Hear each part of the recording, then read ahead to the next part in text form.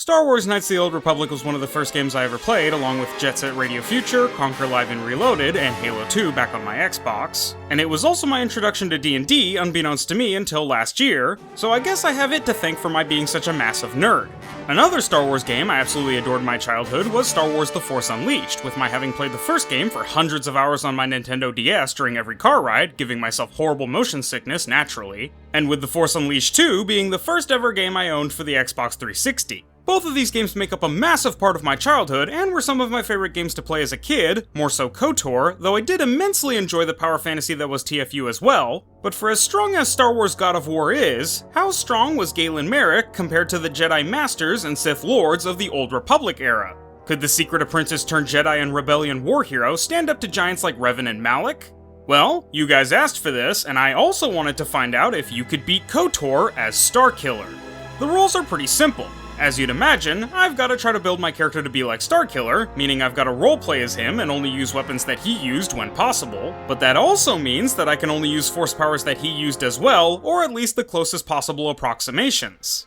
That means no force healing, force shields, or energy resistance for me this run, which was definitely brutal in some cases. In addition to the roleplay aspect, since I know you guys like the roleplay runs, but a lot of you guys also complain when the run isn't challenging enough, I also have to play through the entire game alone unless I need a companion for a quest or the game forces me to take one along, and I'll be playing through the entire game on the hardest difficulty. As for the specifics, I'll cover them when we get to them, so let's get to the run. For my starting class, I went with Scout. There was never really a time when Starkiller wasn't a lightsaber-wielding Force user demigod, but Scout is mechanically the dexterity-based class, so I thought it worked better with Starkiller's general agile combat style. It also gets light and medium armor proficiency so that I can use a lot of the good early game armor, it gives implant level 1 so that I can use implants for bonuses without having to waste a level up, and you get uncanny dodge later through level up, which grants you better saving throw boosts. For my character's appearance, the guy with the dark hair and buzz cut looks closest to Starkiller, so I went with him despite his soul patch making him look like a member of Limp Bizkit or Nickelback.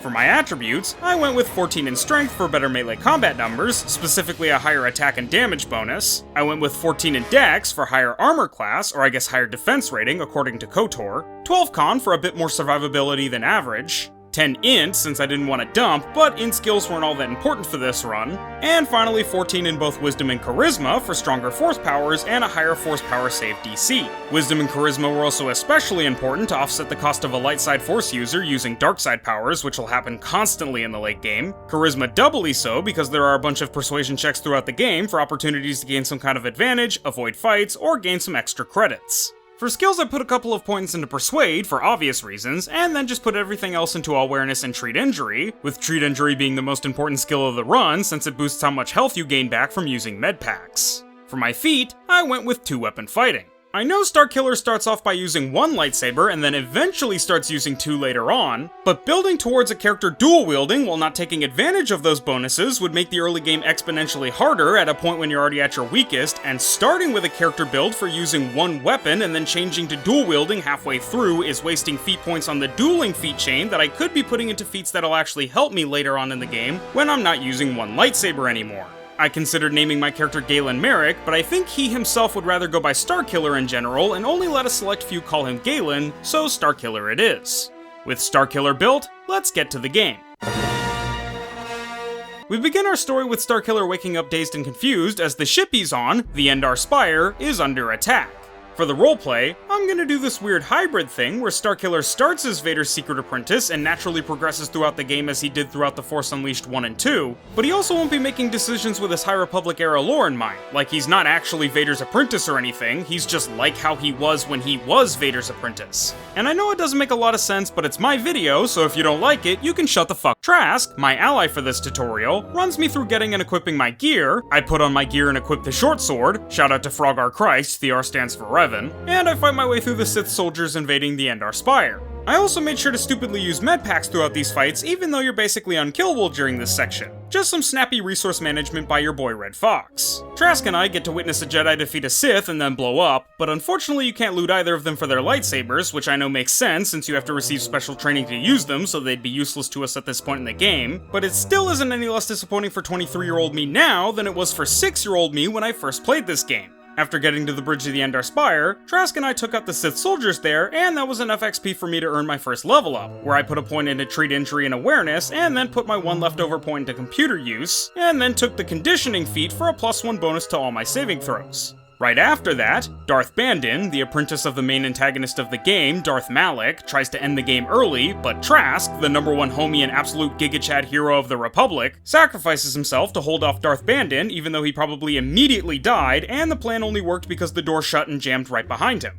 Also, Bandon is a stupid name. After that, I equip a longsword in one hand and my short sword in the other, and equip some combat armor I got. I kill off the rest of the Sith soldiers, use a computer to blow up an entire room of them, meet up with one of my favorite characters in KOTOR, Cartho Nassi, a moody little hero of the Republic. We escape the Endar Spire to the nearby planet of Terris. Starkiller has some spooky Force nightmares about a Jedi defeating a Sith, good thing it's only a dream. Karth exposition dumps that we need to find Bastila, a powerful Jedi that has a special ability called Battle Meditation that could win us the war against the Sith, and me and Karth, who the game forces me to take along, fight a Sith soldier and his battle droids because they were bullying some aliens, which I didn't care about until they noticed that we were fugitives and tried to attack us. And though we won, I accidentally wasted a stimulant, which is a valuable resource, so I reloaded for my last save,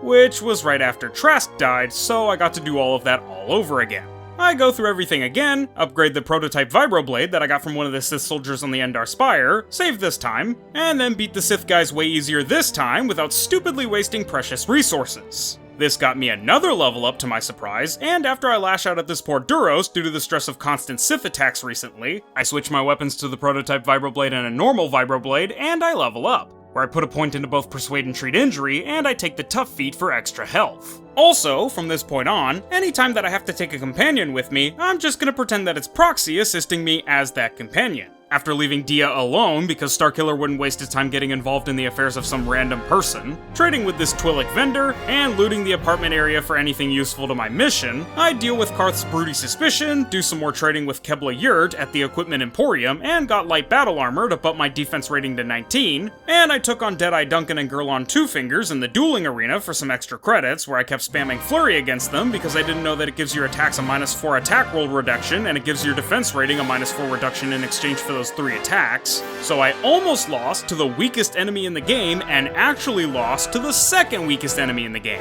Knowing I didn't stand a chance against Ice at this point, I went off and tricked some Sith lady into inviting me to a party where I knew I'd be able to obtain something useful to get around on Terris with all the Sith here, not because of Starkiller's intuition, but because I've played this game before. Some spoiled little brat started complaining to me about the service at this cantina because she mistook me for a waiter, so, against Proxy's advice, I set her straight, which I knew she'd reply with by hiring a bunch of people to murder me, so I sent Proxy home, something I could do at this point, and I killed her thugs and immediately sold their loot to Kebla, who was watching the fight from like 10 feet away. Next, I came across some bounty hunters who were harassing some strange alien creature for money, so I stepped in and killed them both, not because I wanted to help this alien freak, but because Sith Apprentice Starkiller would definitely kill them both for trying to start shit with him, and because one of them looked like a Balchinian. Zelka and Gurney both wanted me to get them the cure to the Rakghoul plague, but I don't think Starkiller would be particularly interested in helping either of them, so I just ignored them both and moved on. After getting to the Upper City North apartments, I ignore Largo because I'm nobody's errand boy, bounty hunter, or assassin anymore. I loot some empty apartments, join this weak-ass Sith party where everyone's such a lightweight that they all pass out after one sip of their wine, and then I take the opportunity to steal some Sith armor, which will help me later.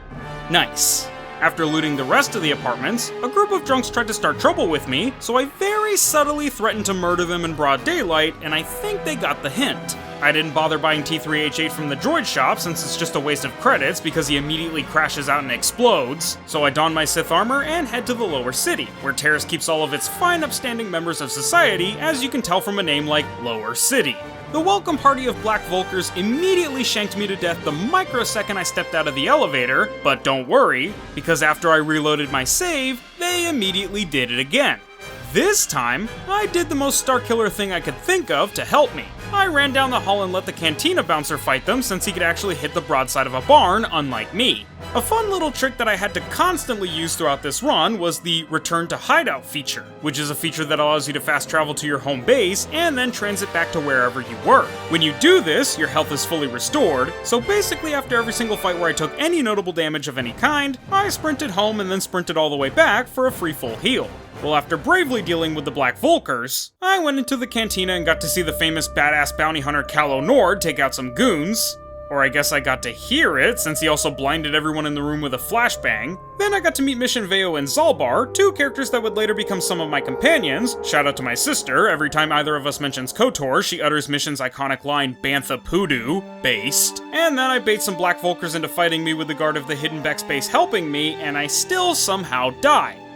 And by somehow, I meant I kept spamming Flurry. The Beck Guard and I take them out, and then I get to watch the absolute-based King Candaris bully some Black Vulkars, which was pretty cathartic considering how much they've been bullying me since I'm alone on the hardest difficulty. I finally meet with the leader of the Hidden Becks gang, who turns out to be Stevie Wonder, and he wants me to give him my Sith armor for authorization papers to get into the Undercity to recruit Mission, the Bantha Poodoo girl from earlier, so that she can help me get into the Black Vulkars base so that I can steal back a prototype swoop bike engine that the Vulkars stole from the Becks, and this will all somehow help me find Bastila. Seems simple enough. Before I do that though, there are apartments in the lower city as well. Apartments filled with the poor, but more importantly, Black Vulkars, which means XP, since, as Sith Apprentice era Starkiller, it is entirely in character for me to equate the lives of sentient beings to experience points, and I am not at all a psychopath. The easy strategy of dealing with groups was to lure them away one by one and take them out, but sometimes there would be multiple enemies in one small room, or I'd get jumped from behind. I used some stimulants and med packs to reverse jump the Vulkars, take out the gang boss and his stooge, and then take out a couple more of them until I got a level up. I dropped an attribute point into Dex since I knew I'd be wearing a lot of Jedi robes later, which have a terrible base defense rating but allow you to get a massive dexterity bonus. I dumped my skill points into treat injury and awareness, and finally I got the implant level 2 feat and the uncanny dodge feat from my scout class, allowing me to use level 2 implants and granting me a +2 bonus to all saving throws against grenades respectively. I took out the rest of the Black Vulkars in this apartment, answered a couple of easy questions to open this footlocker for some good loot, tried to take on Selvin since she has a bounty and, more importantly, she was rude to me, got absolutely smeared by Selvin and learned to call her ma'am, and I finished looting that apartment and took out some more Black Vulkars to get into the other apartment complex in the lower city. I found Matrick the Twellick, who was hiding out here because he had a bounty on his head, which he seems to share in common with half of the population of Terris at this point, but that didn't really interest me so I just left him there. Then I did this puzzle that I just googled the answer to, and got some credits and one of the best early armor sets in the game, the Achani Fiber Armor, an armor set that I'd be wearing for the rest of the early game, and maybe even a smidge of the mid-game. I took out another Vulkar gang boss on my first try.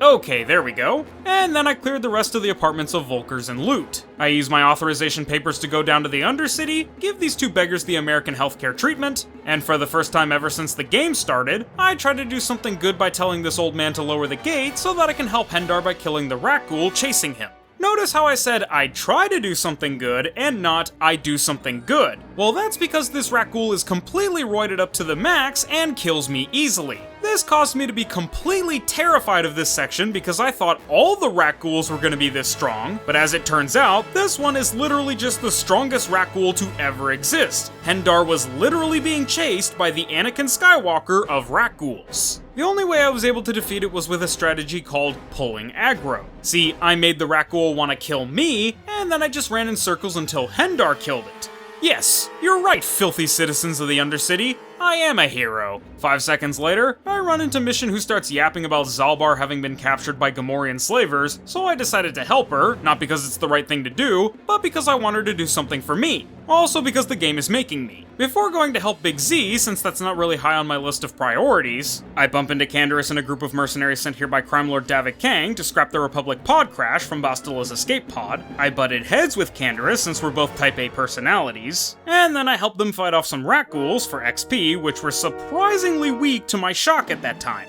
Being that the rat ghouls were actually pretty weak, I decided to explore the rest of the area before moving on to the sewers. I killed a ton more rat ghouls, got a bunch of good loot, leveled up again, dropped a point into treat injury and another into persuade, took the weapon focus melee weapons feat for a +1 attack roll bonus for all my melee weapon attacks so I can actually hit my enemies for once. This would be my last level up on Terris, since if you wait to level up after becoming a Jedi, you can get force powers with those level ups. I mercy kill a Republic soldier turned rat ghoul, but without the mercy. I chat with a Sith patrol, get jumped by a group of T-posing rat ghouls, one of the most horrific things I've ever seen, and I finally head into the sewers to begin the hunt for the Wookiee. I fought through a bunch of Gamorrean raiders and rat ghouls until I finally got to the group of Gamorreans guarding Zalbar, which included 3 elites and a chief, but the fight is actually pretty easy if you just fight them one at a time instead of trying to fight the entire group all together. Mission and I rescued Zalbar, Mission opened the way to the next area for me, I killed off all the stupid little piggies there too, and then I had to face a Rancor. Now, I know Starkiller can defeat the likes of the Gorog, a creature that can eat a Rancor as a meal appetizer, but something I learned a lot as a kid who never bothered to read any of the data pads to figure out what to do in this game, this is what happens when you try to fight the Rancor.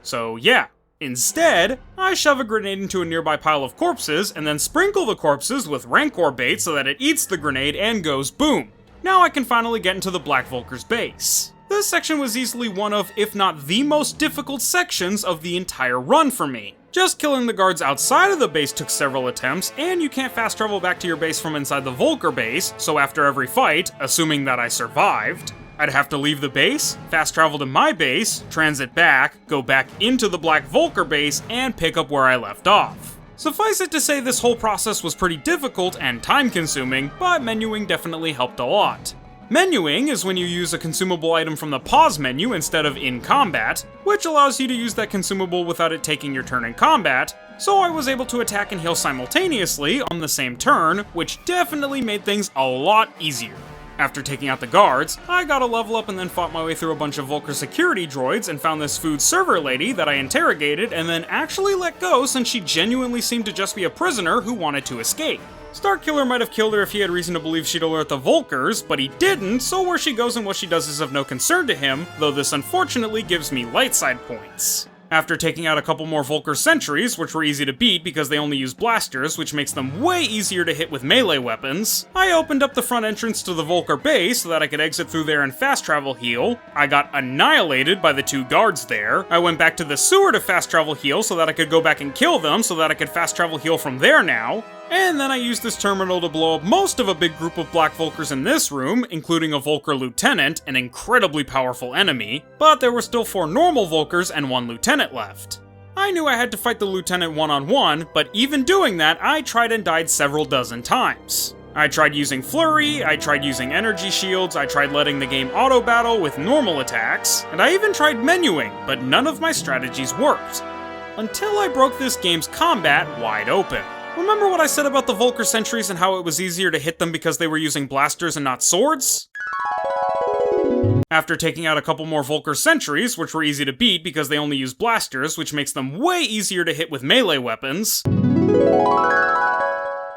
well, I finally figured out a strategy to defeat the Lieutenant using that mechanic. The Lieutenant is one of those annoying enemies that has a blaster and a sword, so you can't range spam him by running away and using a blaster, and you can't cheese him by using a melee weapon, but it's actually only because of this that I was able to beat him. See, when you get far away from him, he takes a turn to pull out his blaster, but when you get close, he pulls out his sword. So what I did was attack him with my swords while he had his blaster out, and then when he took his sword out and did his little flourish, I ran away until I created enough distance between us for him to decide to pull out his blaster again, at which point I sprinted back and began wailing on him. This strategy worked wonderfully, and with it, I was actually able to beat him. I shall henceforth refer to this strategy as the Corellian Flight Tactic, named in honor of Starkiller's Corellian flight suit, which gave me the idea. With this tactic devised, I'll be invincible for the rest of the entire game. With the Lieutenant out of the way, I was able to easily dispatch the rest of the Vulkars, and after interrogating and killing this Vulkar defector because, unlike the food server lady, he's still a criminal thug who might alert the Vulkars to raise his status in the gang, and Starkiller knows enough about Sith betrayal to not trust someone like that, I take his keycard and head to the garage and try to program this droid to blow up the hangar bay doors for some really good loot, but inside guarding this loot was one of 2 of the most powerful enemies in the game. Some random combat droid that kept spamming stasis beam on me, which allowed him to kill me without my ever even getting to fight back. After immediately giving up on that, I took on the Vulkars here in the garage, and though they were pretty tough and even took me out a couple times, I was able to sneak up on the garage head, get the Black Vulkars with them to run away from me for literally no reason, take them out pretty much 1v1 thanks to menuing my energy shields, and then defeat the rest of the Black Vulkars around. I also found a workbench where I upgraded my Achani Fiber Armor, Prototype Vibroblade, and Missions Vibroblade, at which point I swapped my normal Vibroblade for Missions and confront Kandin, the second in command of the Black Vulkars. He wants me to betray Gadon and use the prototype Swoop bike engine to race for them, but I decided to side with the Hidden Becks. My logic for this was that, while Starkiller at this point values efficiency and would consider aligning with the stronger gang to remove any obstacles to his goal, Starkiller also does seem to have a concept of loyalty like to Vader and Juno, and would likely also side with the Hidden Becks as they are less likely to betray him. Starkiller would definitely consider siding with the leader of the Black Vulkars, Brejik, because they're the dominant swoop gang in the area, which would mean more power, resources, and immediate benefits. But Brejik is also openly treacherous with even his own gang members, which might be a liability. In addition, the Hidden Becks are weaker, which means it would be easier to wipe them out if they betray Starkiller. I decided that Starkiller would side with Gadon and the Hidden Becks, not out of any moral reason, but because they were more predictable and stable than someone who seems as treacherous as Vader. The possibility of betrayal just isn't worth the temporary convenience. On my first attempt, Kandin, his bodyguard, and the two Black Vulkars with him grouped up and took me out even though Kandin seemed to forget he had a sword for half of the fight. But on my second attempt, I used a variation of the Corellian flight tactic called the Jungle Combat Tactic. For this strategy, I ran away from them and waited behind a corner down the hall where I ambushed the two Black Vulkars that pursued me. Then I went back and took out Kandin's bodyguard since she was ironically weaker than him and only had a blaster, and then I fought Kandin in a fair fight until I started losing, at which point I ran away and switched to the Corellian flight tactic where I was able to defeat Kandin with a single hit point remaining. Damn, it feels good to be a cheeser. After returning the swoop engine to Gadon, the Hidden Becks had me race for them, and for the first time ever in the dozens of times I've done this, including times as a literal child, I nearly lost the swoop bike race because I did too well on my first attempt and couldn't beat the guy who beat my time. Luckily, I managed to pull it off, but Brejik tries to do a takeback on the reward for winning the race, a woman, but the only rule on the streets is no takebacks, so Bastila broke out of her prison since she totally could have done that at any time, just take her word for it and don't use any logic or critical thinking, and everyone jumped Brejik and his Black Vulkars. That is to say, everyone but me, because I just ran and let them take care of it since I hadn't saved since before I won the swoop bike race and I didn't want to have to do it again. Bastila's an ungrateful little brat, me and my boy Karth dunk on her for it, Canderous wants to meet me for my autograph, he apparently actually wants to team up with me to get off of Terris by breaking into a Sith base, getting the codes to get past the blockade, and then stealing Davik-Kang's ship the Ebonhawk to get off-world before the Sith nuke the place. I agree to this mutually beneficial arrangement because I don't want to get nuked. But before I get to all that, I could definitely use some credits, so I go back to the arena to finally take on the rest of the fighters, including Bendak Starkiller, because only one of us can be the true Starkiller. It takes a couple of attempts since Ice also has a sword, and my stupid tiny brain still hasn't figured out that Flurry reduces your stats, but when I just use normal attacks, I knock her out cold. Yes, I stole that joke from the announcer. Marl was, for some inexplicable reason, one of the hardest fights in the game. He only uses a sword, so I couldn't get the advantage from sword on blaster combat, and he was strong enough to one-shot me with decent enough damage rolls, but after a couple dozen attempts, I was finally able to beat who I genuinely believe was a young Emperor Vitiate, and I moved on to Twitch. He's a Rodian, so it's basically his destiny to be fodder, though to his credit, he does put up a decent fight as the champion. I had really bad luck against him and missed a ton of attacks, but eventually after running it back a couple of times, I landed enough on him to take him out. Finally, it was time for a deathmatch against the former undefeated Mandalorian champion, Bendak Starkiller. I'll just say this right now. With 100% absolute confidence, I can say that this was the hardest fight in the entire game. Harder than Marl, harder than anything in the Black Vulkar base, and harder than any other fight that comes after with the exception of maybe just one. I died so many times it was crazy. I tried using the Corellian flight tactic, but I never had enough room to get far enough away from him for his AI to want to switch to his blaster again, and this guy always hits, does a ton of damage, and is next to impossible to hit. But I just couldn't give up. Not with my very name on the line. The only way I was able to even fight him was by modifying the Corellian flight tactic into the cheesiest strat ever. I would hit Bendak, cancel the attack animation after the hit confirmed and either missed or did damage, run away for 4 seconds to create enough room between us to attack him without being attacked while turning around, and rinse and repeat. This was an incredibly precise process, but if I did it correctly, Bendak would never get a chance to hit me since I would hit him, but would then move out of range of his attack while he was stuck in the animation of receiving my attack. Even with this incredibly cheesy strategy and menuing, I still couldn't beat him, so I had to harness all of Starkiller's power to win. The power Darth Vader mistook as a Jedi Master even when Galen was just a child. The power to bring down an Imperial cruiser. The power to defeat a Gorog. The power to defeat Darth Vader and match Emperor Palpatine. The power to— I just save scummed. I literally just saved every time during this process that I was able to deal damage to him, and after saving 6 separate times during our fight, I finally defeated Bendak and earned the title of Starkiller. Also a buttload of credits and his cool blaster that I can't use. After that, I gave the Rakghoul Serum to Zelka for credits because I couldn't be bothered to go and find Gurney's guy after that Bendak fight. I let some kids kill an alien because Starkiller couldn't be bothered to save him. I got T3M4 from the Twi'lek lady for free by threatening her since it was the practical choice. And T3M4 got me into the Sith base. Once I get into the Sith base, I try to persuade the front desk clerk not to warn the soldiers that I'm here, and while that fails, threatening to murder her certainly invokes a more compliant response. And since it turns out she hates the Sith too, I just let her go. With the exception of the first room, clearing everything out in the Sith base was actually pretty easy. The enemies weren't crazy hard, I fast traveled back to the base and back for a full heal after every fight, and I got a ton of good loot like medpacks and credits, as well as a bunch of XP, and I was able to clear the whole base on my first try. The assault droid at the end was a bit of a step up because he never missed an attack, always did 12 damage unless he crit and did 24, and he was pretty tough to hit, but the predictability of the fight, that I was likely to miss, he would always hit, and he would always do at least 12 damage and at most 24, made the fight more of a slog than a challenge. No, the challenge would be the very next fight against the Sith Governor. After threatening to murder the shit out of him and getting some tasty darkside points, I began sword fighting him, until he used his force powers to put me in stasis for the whole fight and killed me. This is it.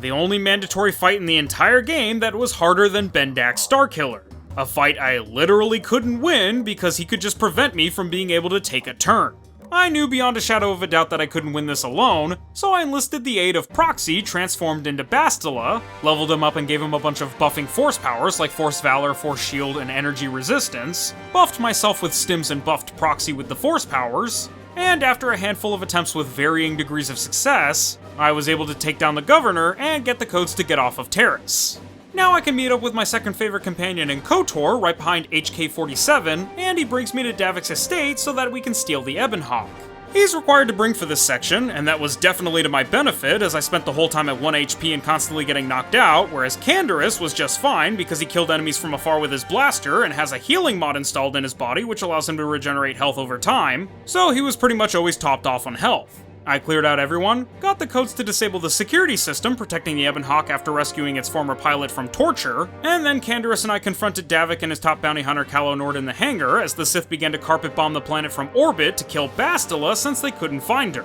It took a couple of tries because Starkiller kept dying instantly because I didn't really have any medpacks to heal him with, but eventually Canderous soloed Calo Nord, which causes Davik to explode, and I was able to take the Ebon Hawk, and me and all my companions escaped Terris before every building over 2 stories tall was reduced to rubble. After that, I used the Ebon Hawk's turrets to shoot down the pursuing enemy fighter ships in a section that I used to dread because I remembered it being janky and difficult, but really wasn't as bad as I remembered, and then we flew to Dantooine, the current base of the Jedi Enclave, not to be confused with Tatooine, the current base of Sand. I tell off this chick who yells at me for not wearing the uniform Jedi bathrobes, and then I get to meet the Jedi Council of this part of the Old Republic era. The pink Twi'lek dude that tests you on the Jedi Code, the mean, bald guy, Master Vandar, who I only remember because he's the only one that shows up at the end of the game, and he's also the Yoda guy, and the librarian dude. Man, most of these guys suck. The High Republic Council was way cooler. I considered lying to the council about wanting to join the light side, and in hindsight, I definitely kind of regret not doing that since that's basically exactly what Starkiller did to General Kota for a time. But regardless, I went down the path of more blatant disrespect, and shocker, nobody really cared except for the mean old boomer guy. Bastila and I have another vision of the next plot device, this time a star map on Dantooine, an artifact that'll lead us to the Star Forge, an ancient superweapon from an ancient and long-gone race of aliens with hyper-advanced technology called the Celestials that basically 3D prints armies and is being used by Darth Malak, the main baddie, to kick the crap out of the Republic. So the Jedi Council agrees to train me as a Jedi, and after a montage, I can now finally choose a Jedi class and start leveling up. They want me to recite the Jedi Code before I'm officially inducted, and allow me to choose my class and get a lightsaber, and while I messed up on my first attempt, I pretty much have both the Jedi and Sith codes memorized, so I got it on my second attempt. For my class, I went with the Jedi Guardian for 3 reasons.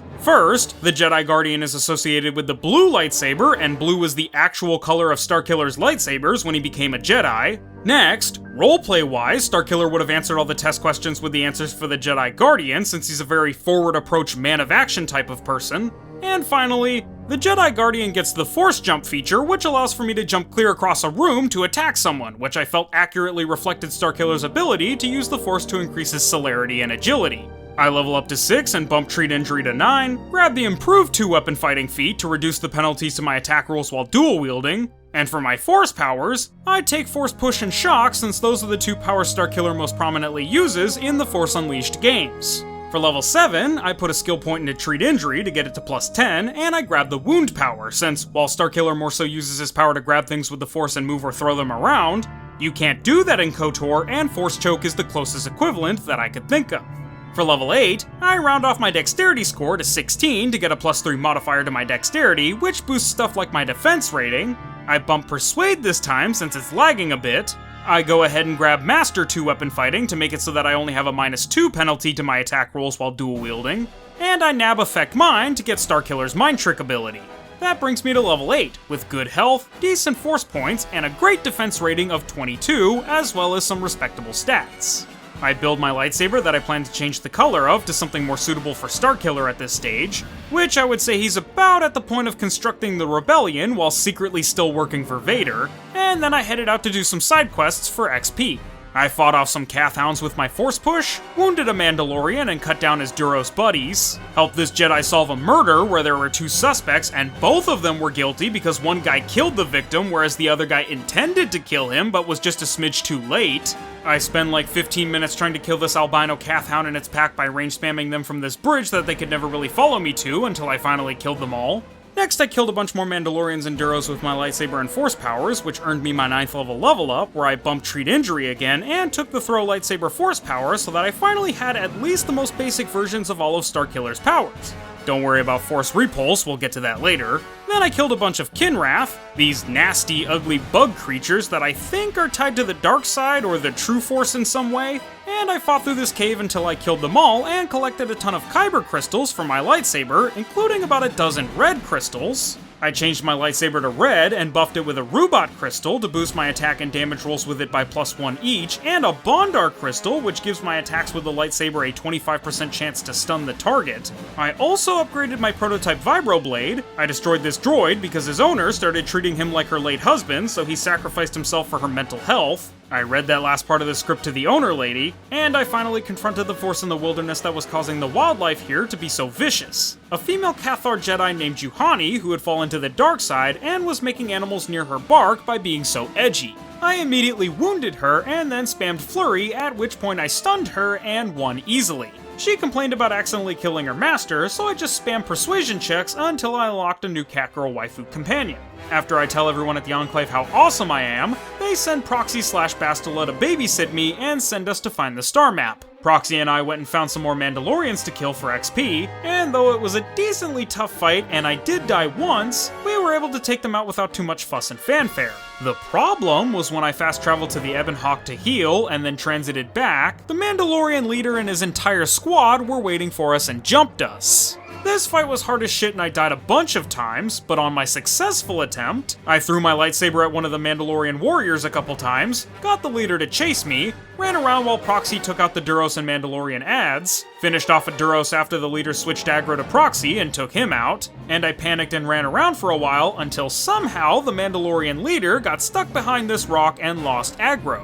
I took this golden 1-in-a-million fluke opportunity to take out the last of the Mandalorians, fast traveled back to the Ebon Hawk for a full team heal, and then Proxy and I reverse jumped the Mandalorian leader. Even at full strength it took a couple of attempts, but after about 7 minutes I was able to get a wound off on him, and Proxy and I racked up enough damage to take him out. After that, I considered doing the stupid Romeo and Juliet quest, but I don't really care about it, and I don't think Starkiller would particularly care either, so I just skipped it. Instead, I decided to just do the main quest, where Proxy and I went to the ancient ruins and had to fight some Guardian droids that took 100 years to beat because they had dummy resistance to lightsaber attacks and a flamethrower attack that did 1,000,000 damage. But after somehow leaving the ruins mid-fight, fast travel healing, and coming back and kicking the last droid's ass, I kicked a couple of computers, completed a super easy test, and unlocked the Star Map. I decided to be straight with the Council about the Star Map since I suspected Bastila would rat me out if I lied, and the Council sent me and my companions to find the other 4 star maps located on Tatooine, Kashyyyk, Manaan, and Korriban in order to discover the location of the Starforge and stop Malak from wiping out the Republic with his Ghost Army.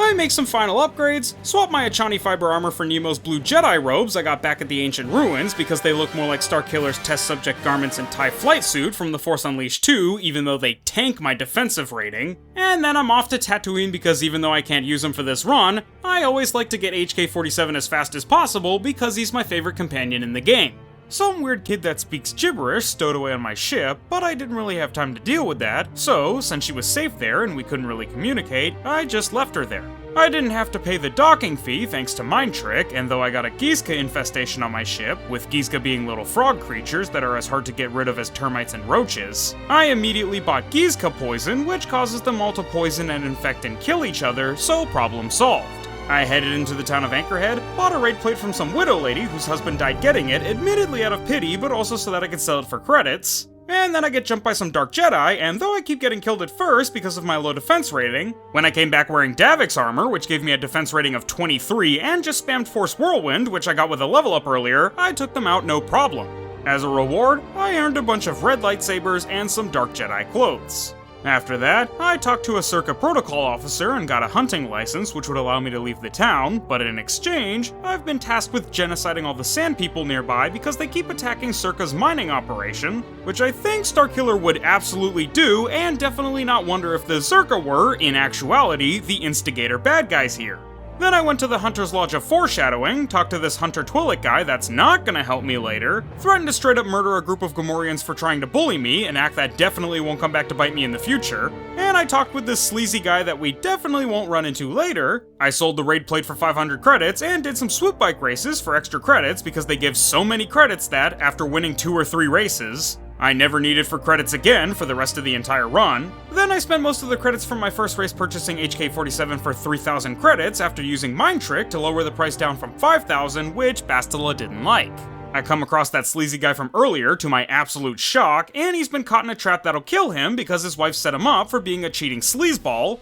and I had to seriously think about whether Starkiller would actually bother to save this guy. At this point, Starkiller has formed the rebellion, but is also still technically Vader's apprentice, so he's more morally gray than a straight-up Sith pragmatist like before. Starkiller is beginning to develop more of a conscience at this point, and while, on the one hand, he still has that Sith pragmatism and might not want to get involved due to the potential risk to himself, and there's the Sith indoctrination of the weak get what they deserve, on the other hand, Starkiller has begun to value life more, a debt owed by this hunter may be useful in the future, and Starkiller might even empathize with the hunters being trapped because of personal choices. Ultimately, I decided to save him because he wasn't hostile, arrogant, or ungrateful, and saving him didn't put me at any great danger. The puzzle to save him involved a lot of math and thinking and a lot of stuff antithetical to the Force Unleashed experience, so I just googled the answers and saved him. I got ambushed by a couple Tusken Raiders afterwards, but I fried them all with Force Lightning, and then I talked to a miner. I tried to fend them off, and though, after all was said and done, I saved one of the miners, 2 of them, including the important one that actually talks to you, had died. So the reward just ended up being the experience for killing the Sand People. Then I got tricked and blown up by those Gamorreans from earlier. This time I was at full health, so I survived with a shred of health left. But the Gamorreans jumped out and tried to shake me down for 500 credits, but I used Starkiller's natural intimidation as one of the strongest Force sensitives in galactic history and the power of Mind Trick to make them flee in terror from a half-dead man. After thinning out the sand people guarding their base one at a time, and then fighting the entire group all together because I forgot that they'd eventually run out of backup, and thought that more sand people would just keep coming to replace the ones I had killed unless I took them all out at once, I was able to defeat them all after a pretty dang tough battle, and then I took mission in HK-47, and we all disguised ourselves as sand people and snuck into the base. HK you have to bring to communicate with the Tuskens, but I only brought Mission since I remember her brother Griff being trapped here, but I guess I never started the quest because I never did actually find him. Using HK to translate, I negotiated with the Sand People chieftain who said that they'd planned to move away from Anchorhead, but they needed water vapors to have a source of drinking water for their travels and would stop attacking Zerka if we got the vapors for them.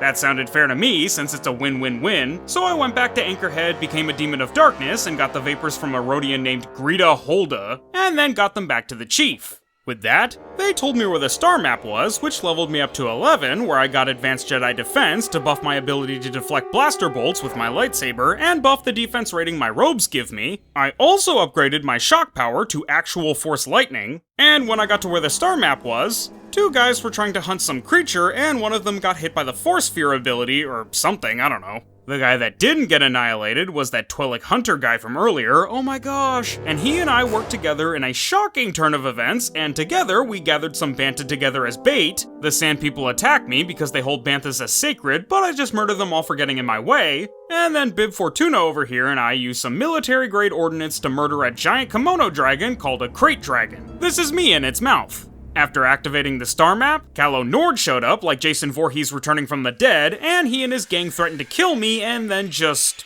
stood there. So I saved and then we fought. I started by using Force Whirlwind on Calo, which caused him to be stuck in place, and then while he was getting spun around like a Beyblade, I killed off half of his entire team of Ats. Energy shields made this all incredibly easy since they all only use blasters, so after taking Calo out for a spin again, I then proceeded to wipe out the rest of his thugs and then come back and finish him off incredibly easily, even with his lightsaber resistant shield. Someone put Calo's ass on pack watch, dog is an absolute fraud. Well, that's Tatooine. Next up is Starkiller's home planet of Kashyyyk because I tapped right on the D-pad and that's what it selected. When I arrived in Kashyyyk, I used my trick to evade taxes once more, and then I made my way to the Great Walkway, where I had to fight more of those Kinrath things from the Kyber Crystal Cave back on Dantooine, but they're naturally much stronger here. Force Whirlwind and some turrets backing me up made the first fight pretty easy, but the game won't let you fast travel here, so anytime I wanted to full heal, I had to walk all the way back to the Ebon Hawk, which kinda sucked. When I got back, I came across a group of Zerka Corpos that had murdered a Wookiee and were trying to cover it up. And being that Starkiller at this point still acts on his emotions, but also has compassion for the weak being bullied by the strong, especially Wookiees since he grew up around them, I murdered all the Zerka Corpos in a fit of rage, even though I fully had the option to avoid conflict. After using Force Whirlwind to fight my way through a bunch of Forest Kinrath, some stronger Kinrath called Kinrath Stalkers, and these really weak flying creatures called Mycals, which all earned me a lot of XP, I got jumped by a group of Dark Jedi a second time, but this time they were even more outmatched than the ones on Tatooine. I slapped on some buffs, Force Whirlwind them, and though they frightened or terrified me and I had to spam menu healing until I could fight again, I Force Whirlwind them and destroyed them as soon as I could move again, which earned me 12th level. I decided to save it to be a free full heal for me later, but 5 steps away was the Wookiee village where I met Chundar, the leader of the village and Zalbar's evil corpo-ass older brother. He took his brother hostage and told me to go down to the Shadowlands to kill their father, who went mad after he banished Zalbar for attacking Chundar, but then Chundar sold out their village to Zerka and chased the father away. But I planned to go down there to get him to revolt against Chundar and become the Wookiee king again. After that, I decided to just go ahead and use my level up, and I bumped my dexterity, my treat injury skill, I took weapon-focused lightsaber for a bonus to my attack rolls with lightsabers, and I finally got the force choke power, which was fantastic for one-on-one fights. In order to participate in this Game of Thrones-ass plot, I descended down to the Shadowlands, where I fought off more bloodthirsty beasts, since that's like 40% of this game, and then I found Jolie Bindo, who's basically Black Rom Coda.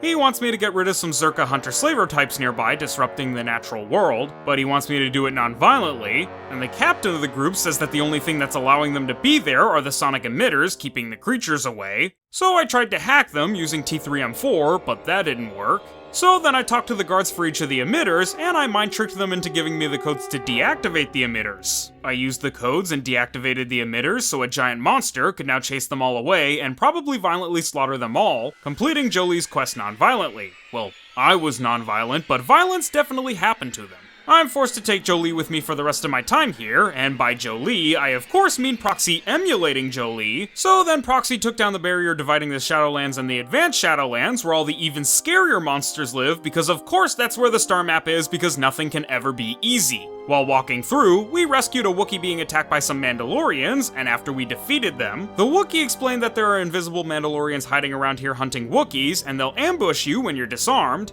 So I go around unarmed, wait to get ambushed, and then just menu my weapons back on and beat their asses until only the group with the leader is left. I got a level up from one of the groups we found, where I bumped treat injury up to 15 now, and grabbed advanced throw lightsabers so that now, when I throw my lightsaber, it'll ping off of the initial target and hit a couple nearby enemies before returning. Before I took on the Mandalorian leader, I killed some Viper Kinrath and used their corpses as bait to summon a ritual beast in order to get the Blade of Baka, a ceremonial blade that, when wielded, denotes the leader of the Wookiee village. It's been lodged in this guy for years, and the Wookiees have just been using the hilt, but getting the blade to Chundar and Zalbar's dad later will give him the right to challenge Chundar for leadership of the village. Killing it was pretty easy because I just spammed Force Choke for half of the fight and I had Proxy helping me, and after that, Proxy and I found Freyr, Zalbar's papa, but he was mid-crash out, so we had to kick his ass to calm him down so we could talk. I choked him out and then gave him a sword, and he was so confused by this that he just decided to help me overthrow his local government. The final fight against the Mandalorian leader group was probably the hardest fight on Kashyyyk and one of the harder fights of the run, but after about a dozen attempts of one person having to fight two Mandalorians at once and getting melted, only for the last person to have to 3-on-1 the entire group and getting destroyed, we buffed ourselves and strategized just right, and I was able to force choke the commander and kill him quickly, at which point Proxy and I were able to take down the remaining two Mandalorians and win the fight. Mandalorians used to be some of my favorite characters directly before this run, but I don't like them so much anymore, don't know why. Finally I found the star map, but I had to take a test before earning its information, and while Starkiller, being from the High Republic era, wouldn't know this, as soon as I saw that the proctor of the exam was an AI of a Rakata, the most evil race in the entire galaxy responsible for some of the most heinous atrocities in Star Wars history, I knew that all the right answers were going to be all the cartoonishly evil ones. Still though, I played ball and roleplayed. First is a question that basically boiled down to Zalbar and I both getting arrested and both getting a deal.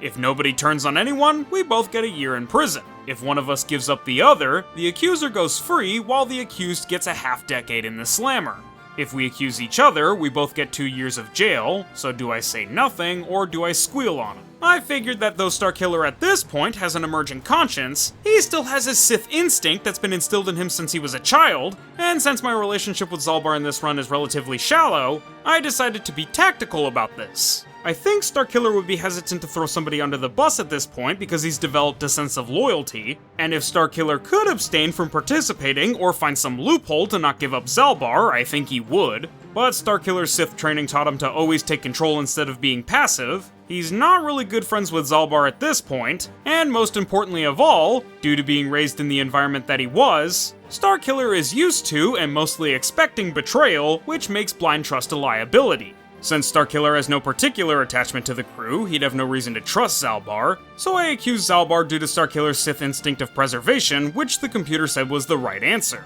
Next is a question about war. If I got intel that an enemy that I was at war with was gonna attack my city in 5 days, but a weakness in their defense would appear in 10 days, would I evacuate my citizens or wait to bolster forces against the enemy? I played this one differently since Starkiller does have a generally burgeoning sense of morality at this point. Starkiller may value efficiently taking down the enemy over his civilians' lives, but he might see his citizens as strategically valuable and he may even just care about their lives. Starkiller is the same man who brought down an entire Star Destroyer to complete his mission, whose Sith instinct might see evacuating as a waste of time or a risk, and if he isn't attached to the city, he'd definitely sacrifice it for an advantage. But ultimately I decided to try to go with the more balanced tactical approach. Protect the city and prepare to attack. Holding the city might also offer an advantage in the long term, and, if that turns out not to be the case, Starkiller excels at flexibility, so he can just shift priorities. Unfortunately, the computer doesn't like my fence sitting, so he forces me to pick the good option or the bad option, so I tried to go for sacrificing the city to attack the enemy in order to swiftly put an end to the war and avoid further losses of life, or as Bamboo-Hatted Kim would say, I would yield my flesh to claim their bones. The computer still thought I was being a little bitch and removed the war from the hypothetical altogether, so it's just protect your people or beat the enemy. I don't think I could reasonably logic Starkiller at this point letting a city of people die with no remorse, as, at one point, he definitely believed that victory mattered more than collateral damage, but I don't think he's that man anymore. The computer didn't like that and thought that character development was for losers, so he sent a couple of robots to kill me. The droids started the fight by carpet bombing me and Proxy, which pretty much instantly killed Proxy, but I started the fight by hitting them with Force Lightning since they're particularly weak to electrical damage. And after using Force Lightning until I ran out of Force points, I jumped in and fought with my lightsabers, but they cooked my ass with a flamethrower and I had to start all over. This time, I jumped in before using Force Lightning to avoid getting bombarded with grenades, and after a bunch of Force Lightning and some menuing to keep myself alive with energy shields and med packs, I was able to dispatch both droids and earn the reward of the Star Map. The only thing left to do on Kashyyyk was fight Garwookin the elevator attendant, a much harder fight than it sounds like that I was only able to win with tons of buffs and a lot of force choking, and confront Chundar with Freyr, which ended up breaking out into a massive group fight where I just ran away from everyone and spammed range attacks until my team had defeated the Zerka, Chundar, and the Wookiees still loyal to him. This freed Zalbar and reinstated Freyr as chief, so we were able to set off on our next destination, but not before helping the Wookiees to revolt against the oppressive Zerka Corporation and rise up in race solidarity. When I hit the right D-pad on the galaxy map, it said Manaan, so that's where we're off to next. An ocean planet with strange fish-like people called Selkath, which I'm told are supposed to be based on Coelacanth fish, or maybe the Relicanth Pokemon. In terms of the war between the Republic and the Sith, the Selkath are kinda like Switzerland during World War II. They're adamant about remaining neutral, even though one side is literally the Nazis. I used Mind Trick to skirt the docking fee again. Say what you will, but that's 300 credits saved thus far. And after exploring for a bit, I come across the wife of an old friend of Jolie, so I put him in my party and she asks us to help her prove her husband's innocence in a murder investigation. I originally wasn't gonna do this because it's just a lot of talking and running around, but the XP is good, so I begrudgingly agreed. I talked with the judges, found out that the guy on trial, Sunri, was having an affair with a Sith woman he killed, confirmed it with his wife Elora, tried to convince the manager of the hotel where the murders happened to testify for us but failed, mind tricked a witness to testify that the murdered Sith woman was a Sith Dark Jedi, and got the Rodian to admit that he had tampered with the crime scene to frame Sunri. After leaving the hotel, a guy approached me and said I could find more proof of Sunri's innocence in the Sith base here on Manaan, and though he was full of shit, I didn't know that at the time, so I met up with the soldiers in the Republic Embassy, interrogated a captured Sith spy for the Sith base codes, and entered the Sith base. This chick immediately questioned my being there, and since I failed to persuade her to choose life, I had to murder her and all the guards at the front that she called in. At this point in the journey, I'm imagining that this is basically Starkiller at the end of Force Unleashed 1, where he's actually a member of the Rebel Alliance and is actively working to take down the Empire for real, so I swapped him back to the blue Jedi Knight robes, and he's now using his signature blue lightsabers. I accidentally brought Proxy with me here, and if I leave to get rid of him, I'll immediately be arrested and locked out of the base, so I took my L and brought him along. I also couldn't leave the base to heal, but Proxy's healing and a level up I got definitely helped me to keep in fighting shape. For my level up, I increased my treat injury skill, got the improved toughness feat for more health, and took the dominate mind power since Mind Trick had been failing me a bit too much recently. Proxy and I continued to fight our way through the base, taking down lots of powerful enemies and getting lots of XP in the process, and after using Proxy's immortality to get to this computer, where I used a ton of saved up computer spikes to blow up a bunch of Sith and turn off a bunch of droids and an energy barrier, I went through some kind of pressurized door puzzle thing and got to the second half of the base, which was filled with Dark Jedi. They were a little harder than usual because they kept stunning me, but Force Lightning equaled the playing field.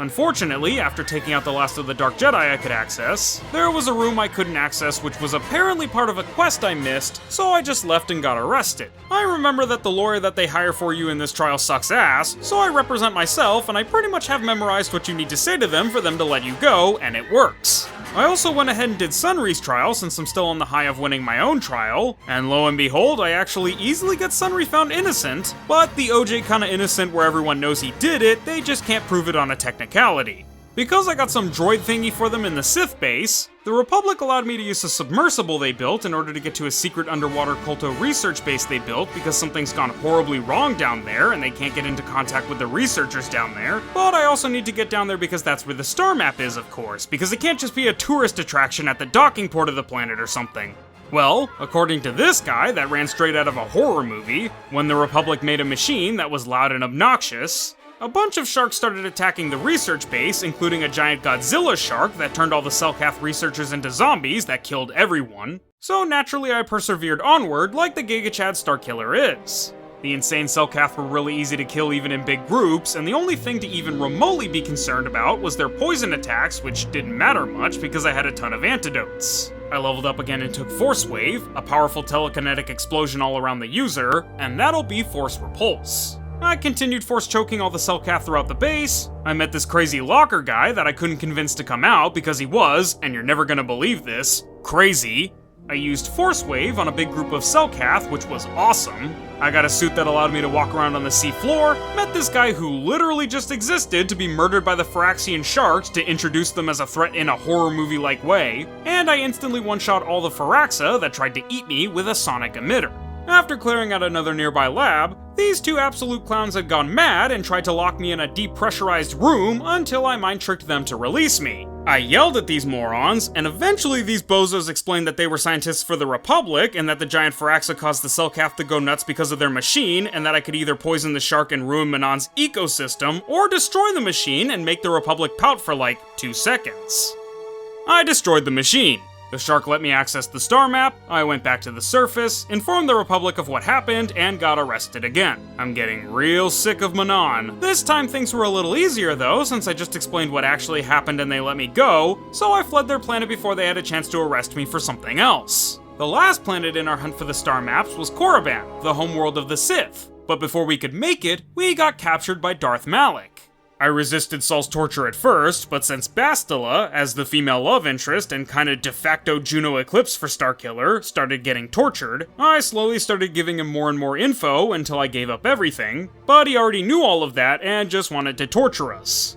Based. I picked Canderous to rescue us because he's my second favorite character, and he has that healing factor that worked out so well in Davik's estate, and because of it again, I was able to clear out this deck of the Leviathan, Malak's ship, and rescue Starkiller, Bastila, and Karth. Using Bastila and Karth, I pretty much dominated the entire ship incredibly easily. Even the Dark Jedi were a joke at this stage, considering that I can take on 3 of them at once by myself, so with Karth helping, as well as another Force user, we made it all the way to the bridge after a recolored Manaan sea walk, and then we had to face off against Saul and his bunch of bad guys. The Dark Jedi Admiral Kareth had with him, in addition to the ocean of blaster fire we had to deal with, was a bit tough, and being subject to all the dark side stuff the Dark Jedi would do was a pain, but when I just spammed Force Repulse, the problem just kinda took care of itself. And though I was the last man standing, I took out all of Kareth's ads, faced him mano-a-mano, and I won. Saul called Karth over and whispered "Yo soy avocado" in his ear, which gave Karth brain rot, but we didn't have time to deal with that because Malak was coming to kick our asses. Bravo, Vince. I took off all of Bastila's gear at this point because of a premonition from the Force called "Having played this game before" warned me that she may not be too long for this party and her gear would be forfeit.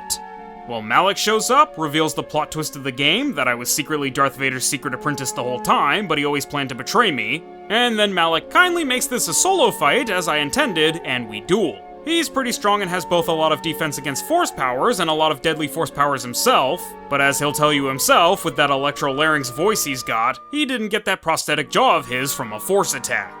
Unfortunately, he uses the "I win in the cutscene" force power and does to me what I did to Calo Nord before running away. I track him down a couple rooms later in this straight hallway and kick his ass again, since the second fight was a lot of the same. Then Bastila tries to do the same thing that Gigatrask did at the beginning of the game, but sadly it was less effective because I just don't like her as much as I like Trask. We left without her because we thought that, if she was really as cool as Trask, she'd die in the fight against Malak, but she isn't, so she didn't. After that, I had to do the turret section, which I felt like I easily breezed through this time, and we were off to Korriban again. Everyone on the Ebon Hawk talks about me secretly being Vader's apprentice. Canderous proves himself to be the absolute king I always knew he was, since the revelation just makes him like me more. Ironically, considering my prior joke about Jolee being Black Rom Coda, Jolee reveals that he knew the whole time but didn't say anything, and Carth is paranoid and suspicious as usual. Bastila fades out of existence, I commit tax evasion one last time, I mind trick this little Sith wannabe to let these poor morons be, Buzz McAllister tries to bully me but I tell her off, I bought the armor of the legendary Exar Kun himself for 6,000 credits even though I never planned to actually use it strictly because he's such a badass, and then I got some spices off of the Ebon Hawk and gave them to a Rodian smuggler who then hires me to deliver a package to the hut on Tatooine that organizes the Swoop bike races, which I did for 2,000 credits. This guy outside of the Sith Academy was tricking some morons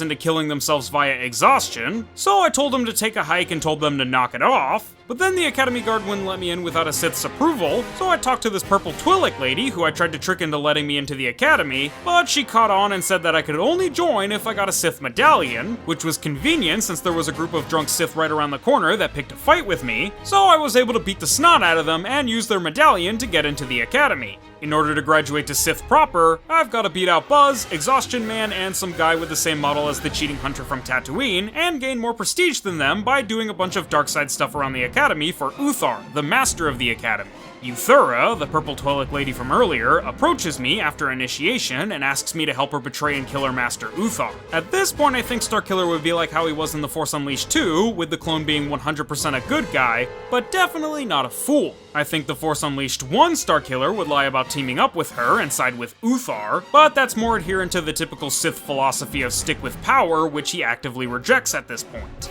Sith are also generally known for backstabbing, which Starkiller knows all too well, so I don't think he'd side with either of them, and betraying her would only get him Sith brownie points, which he doesn't really care about beyond the prestige he needs to find the Star Map. Starkiller may be a good guy at this point, but he's also not passive like a typical Jedi, so he wouldn't necessarily abstain from picking a side either though. He kinda has to pick a side in order to most efficiently complete his mission of getting to the Star Map, and while neither of their deaths are vital to the mission, Uthar being the more experienced and powerful Sith is definitely a problem. Starkiller has dealt with Sith treachery enough to expect Euthura to betray him after they deal with Uthar, but it'd be much easier to deal with her one-on-one than to deal with Uthar one-on-one or to deal with both at once. Ultimately, I decided to side with Euthura with the expectation of betrayal and the willingness to strike her down if she doesn't accept mercy, unlike a typical Jedi. I mind-tricked Lasho into letting me help her recover a holocron in the valley nearby for prestige. I helped one guy realize that he's a better fit for the Jedi to help him out and also to thin the competition. I tried to help this captive Mandalorian escape, but failed and gave up.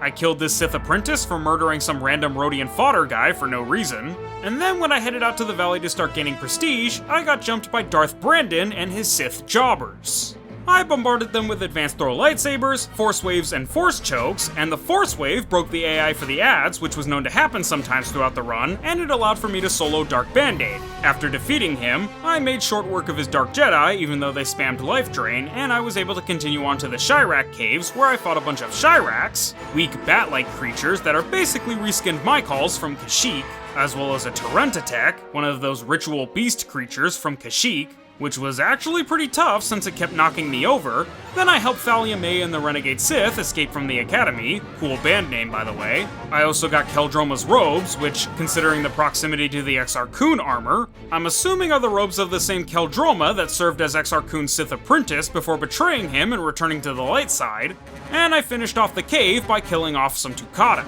With the valley now pretty much completely open to me, I helped Lasho fight off some Tukata and recover a holocron for prestige until she tried to betray me, at which point I killed her because I couldn't let her steal my share of the credit, and I planned to kill her and take all the credit because I know that's how Sith operate. The Tukata Queen almost rose from the dead to get revenge. I leveled up and boosted Persuade to 6, got the Master Toughness feat, and took the Force Valor power to kinda replicate Starkiller's Force Rage ability. Then I went into the Tomb of Tulak Horde and killed a bunch of Tukata and Shirrak, and I got gassed and kidnapped by a crazy old purple man that turned out to be Jorak Uln, Uthar's old master, who got ousted and decided to go into hiding in the tombs and research the ancient Sith. He wanted to be a game show host where he'd ask me Sith questions, and if I got them wrong, he'd shock me, but if I got them right, he'd shock Mikkel, who he also kidnapped. As Starkiller at this point in his development, I don't think he'd play along at all, and I just refused to answer any of his questions until Mikkel and I teamed up and dropped him. Mikkel let me take Jorak's research for prestige as thanks. Next, I went to the tomb of Ajunta Pall, the first Dark Jedi to teach the dark side of the Force to the Sith people, and there I killed some more Tukata, but more importantly, I blew up a big rock, killed a bunch of assault droids by throwing my lightsaber at them, and then I spoke with the ghost of Ajunta Pall, who's been crashing out ever since he died like a couple thousand years ago, and I solved a sword puzzle for him, and he let me keep 3 legendary swords. Some guy tries to take the swords from me, but he died. For the last of the currently accessible tombs, I headed into the tomb of the actually beloved and respected Marco Ragnos and fought through a 500-foot-long hallway filled with 1,000 droids over the course of about 10 to 15 minutes just because of how many enemies there actually were. That was it. With all the tasks complete, I go and tell Uthar that I completed all of the side quests, and he and Euthura take me to the tomb of one of the greatest Sith Lords of all time, Naga Sadow, the first Sith Lord to bring the Republic to its knees with his dark side sorcery, and there I googled a light ring puzzle, killed some raids and got a cool poison sword, fought 2 Tarentatechs at once, which was somehow easier than fighting the 1 Tarentatech by itself, probably because I kept choking them out and menuing. I got a special fire grenade and a special ice grenade, and used the ice grenade to freeze the acid pit blocking me off from the star map, since the fire grenade would have ignited the sulfur and killed me. I get the star map and the Sith lightsaber, and finally I confront Uthar and Euthura. Uthar tries me to get to kill Euthara and become his new apprentice. Euthara and I team up against him, and after an easy-ish battle, we beat him. She predictably turns on me right after, and after I easily dispatch her, even though she's a Sith and she betrayed me, I decide to spare her because she isn't a threat to me. Starkiller would have hoped that she could be redeemed as he had. And the only thing that nearly moved Starkiller to the dark side by the point of The Force Unleashed 2 was revenge on Vader for seemingly killing Juno, which this is not, and even that he resisted. I certainly wouldn't have offered mercy twice, which I made her abundantly clear of, so she takes the offer while she has it. Well, that's Korriban. With all the star maps accessed, it's time to head to the Starforge. Bastila actually survived and is being tortured by Malak because he's trying to get her to turn to the dark side, but surely she would never turn after spending the entire game bitching at me not to turn. She turns. We arrive at the Starforge, and Karth calls the Republic to let them know where it is, but we're knocked out of the sky by some kind of disruptor field around the Starforge and are forced to crash land on a strange nearby planet. Immediately upon exiting the Ebonhawk to search for parts to fix what was damaged by the disruptor field and subsequent crash, I'm set upon by a fervorous pack of Rakatan warriors, so I take the opportunity to exterminate a few parasites from the galaxy. Some Duros show up right after and warn me about some Mandalorians causing trouble here, because of course Mandalorians somehow found this planet, crashed here, and are murdering people, and though I fully intended to do this quest to ensure that I hit the max level of 20 before going to the Starforge, I put it off for too long and lost the chance. I continued onward, found a Rakata base where the leader of these dorks, the One, claims that I owe him a favor from when I was Vader's apprentice. Apparently after the fall of the Eternal Empire, the Rakata people settled on this planet and split into the good Rakata led by the Elders who want to stay on the planet and continue to prosper, and the bad Rakata led by the One who want to discover the secrets of their ancestors to rebuild the Eternal Empire, which he can only do by cannibalizing the Elders. I lie to him and say that I'll go and take them out, which earns me a level up to 18, where I bump Persuade to 7 to get it to a decent level for the upcoming checks. I take the Master Jedi Defense feat for a +6 bonus to deflect blaster bolts and to boost my defense rating while wearing Jedi robes, 2 boosts that'll be sorely needed for the Starforge, and I upgrade Force Lightning to Force Storm. Then I pop on Keldroma's robes because they boost my defense rating higher than any other robes I own, and boost my wisdom, which boosts my force powers. I kill these wild mini Rancors, acquire some parts to fix my ship, kill more mini Rancors, and I enter the good guy Rakata base where they say that I used to be a bad guy, which tracks, and that I should help them to make up for being a jerk last time. Starkiller agrees and wants to try to negotiate peace between the Rakata, but when I go back to the bad guy Rakata base, they immediately jump me with their entire army of several warriors and a couple of Rancors, which are actually pretty damn strong. One of the benefits of playing solo is that there's never really anything stopping you from leaving an area, so I kill all the Rakata, damage as many of the Rancor as much as I can while staying out of reach, and then I leave the area, heal and regain my force points, and then I come back after getting fully rested and I finish off the remaining Rancor. Clearing out the Rakata in the base was laughably easy, and then came the final encounter against the One. He decided to ambush and jump me, but I took care of his backup like how I took care of everyone that tried to jump me, like how I took care of the Black Vulkars all those many moons ago. I just ran away and fought them one at a time. Earlier I said this section was laughably easy, but this part genuinely made me giggle by how easy it was, because after running through one of the living quarters, the Rancors all got stuck in the doorway where I was easily able to attack them and then step away to recover force points until I had killed them all, and then the 1v1 against the 1 was just the joke to close off the night. I freed the captured good Rakata, got some more ship parts, and then reported back to the Elders, who decided that I was pretty dope. They helped me get into the temple, which will allow me to turn off the Starforge's disruptor field, though they said that I had to go alone, which I was fine with, except the game forces me to take Jolee and Juhani with me. So as you could expect, the three of us completely demolished all the droids and Dark Jedi in the temple that happened to get in our way or be in our general path. Also, Malak is a manlet with a negative jawline. There was a ton of XP and loot to be gained here, which got me a ton of med packs and a level up to level 19, where I boosted Treat Injury to 19 and bumped Force Valor to Night Valor, and after solving a stupid floor tile puzzle that KOTOR movement was not built for, a computer exposited at me and then the doorway to the roof opened up where I could apparently disable the disruptor shields. Oh no, Bastila turned. Well, better pummel her face in until she comes to her senses.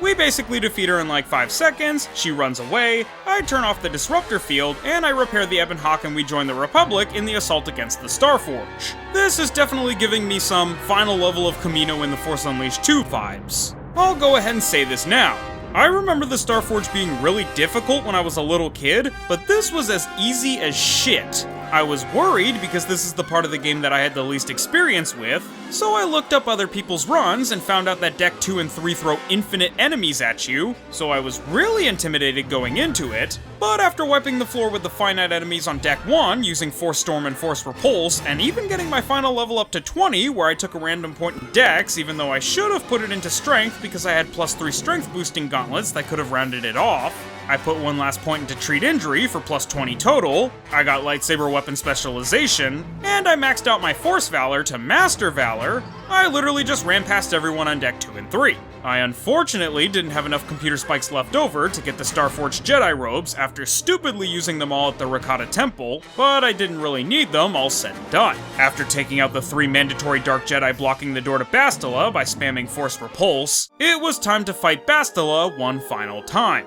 I used a bunch of stimulant buffs, since the last 2 fights are the place to use them, and though she resisted my force powers, she crumpled pretty quickly when I just started beating on her like a piñata with my lightsabers. She said some stuff, I said some stuff, and then I beat the snot out of her again over and over until, in a reverse of Juno redeeming Starkiller with an admission of love, I confess to Bastila and she flips back to the light side, even using her battle meditation to help the Republic beat the Sith's Starforge army. With the penultimate boss fight complete, I go to face Malak, but in a last-ditch effort to stop me, Malak sicks his Starforge robots on me, but I just bust down the door he left through and leave.